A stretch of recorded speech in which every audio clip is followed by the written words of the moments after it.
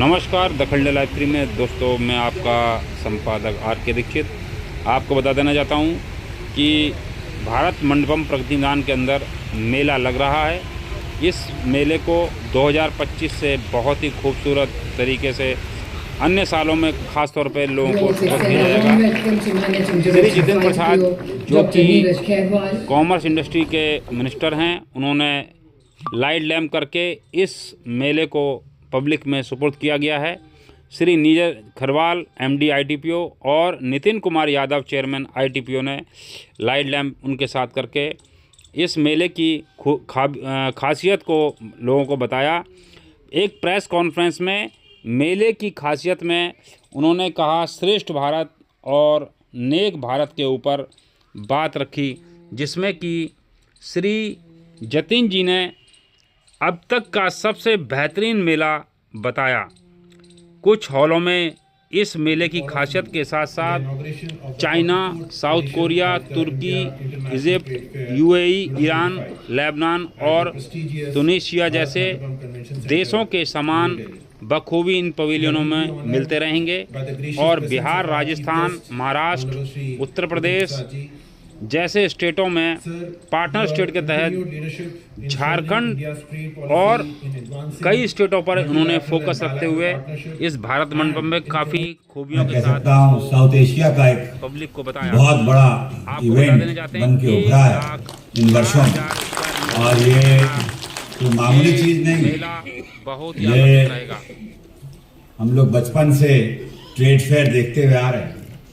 मगर जब ये, जैसे कि अभी आपने आदरणीय प्रधानमंत्री नरेंद्र मोदी जी को सुना कि ये भारत मंडपम जैसे आइकॉनिक बिल्डिंग में हो रहा है, तो ये इसके स्टेट फेयर के और चार चांद लग जाते हैं और दर्शाता है कि ये नया भारत का आगाज है और ये नई भारत की सोच है जो साकार होते हुए दिख रही है। यहाँ वर्ल्ड क्लास इंफ्रास्ट्रक्चर और वर्ल्ड क्लास इवेंट्स इस भारत मंडपम जैसे जो ये बन के तैयार हुआ है हमारी आंखों के सामने, ये बहुत बड़ी चीज़ है। ये बच्चे तो इतना नहीं जानते होंगे, मगर जिन्होंने पुराने वाले एग्जीबिशन देखे और आज देखेंगे वो समझ सकते हैं भारत कितनी तेजी से आगे बढ़ रहा है और कहाँ से कहाँ हम पहुँच गए हैं कि हम विश्व पटल पे अपनी छाप रखने के लिए पूरे देश और दुनिया में डंका बज रहा है। तो जैसे कि अभी हमने ये ट्रेड फेयर में ये थोड़ी सी फिल्म भी देखी और प्रधानमंत्री के कुछ शब्द भी सुने, तो ये ट्रेड और ये ट्रेड एग्जीबिशंस यही आने वाले समय में और ये भारत का एक रास्ता बन रहा है जो विकसित भारत की परिकल्पना आदरणीय प्रधानमंत्री जी ने सोची है 2047 तक। वो इन्हीं और ऐसे ही इवेंट्स और ऐसे ही लोगों का देश और दुनिया का जो केंद्र बनेगा भारत, जो यहाँ आज हम लोग देख रहे हैं कि जो बताया गया कि कितने राज्य, कितने मंत्रालय, कितने देश, कितने छोटे छोटे हमारे एमएसएमईज और देश के जो हुनर रखते हैं, कला रखते हैं, क्राफ्ट्समैन से लेके मॉडर्न भारत की जो तस्वीर है और इनोवेशन की तरफ जो बढ़ रही है टेक्नोलॉजी के क्षेत्र में, वो सब चीज़ का समागम ये इंडिया इंटरनेशनल ट्रेड फेयर में आने वाले समय में कुछ दिनों में आपको दिखेगा, जो अगले 2 हफ्ते ये प्रदर्शनी लगेगी। तो मुझे बड़ी प्रसन्नता है कि यहाँ पर जो कार्य हो रहा है वो बिल्कुल प्रधानमंत्री जी की मंशा अनुरूप जो विकसित भारत की ओर हम लोग आगे बढ़ रहे हैं।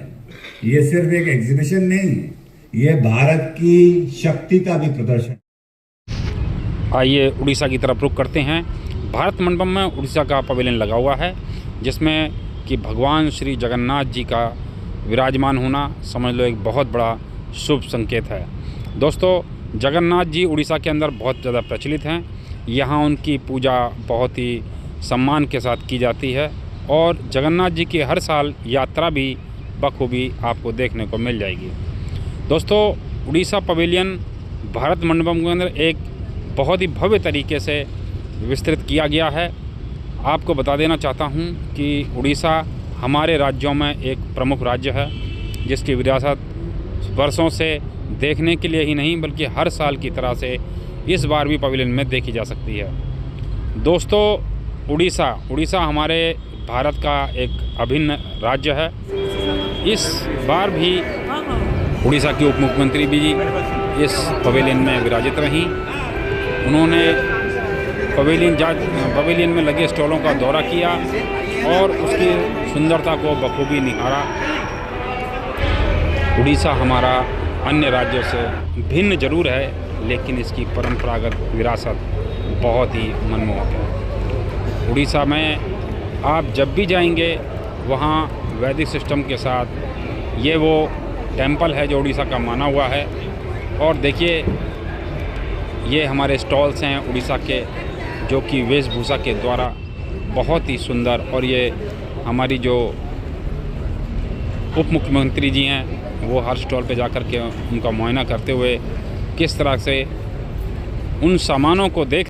लेकिन इतना भारी बहुमत से बिहार की जनता मोदी जी और नीतीश जी के ऊपर भरोसा करेंगे।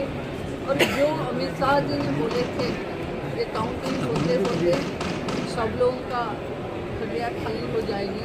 अभी तो आप देखे होंगे कि जो मुख्यमंत्री के नाम खुद ऐलान किए थे वो आज इलेक्शन हार रहे हैं। तो एनडीए की जीत मतलब संपूर्ण बिहार एनडीए सरकार ऐसे ही हो सकती है। वोट चोरी का बहुत बड़ा यहाँ तो चोर खुद दूसरे को चोर बोल रहे हैं। जो चोर है जनता ने असली चोर कौन है उनको निकाल दिया।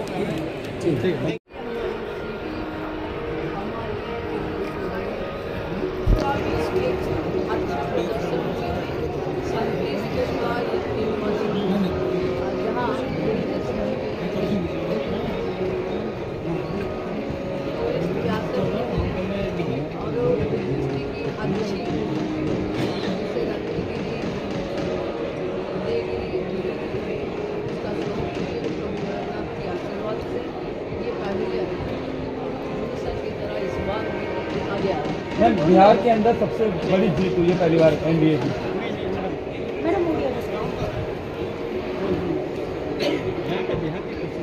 पूछ ले यार पहले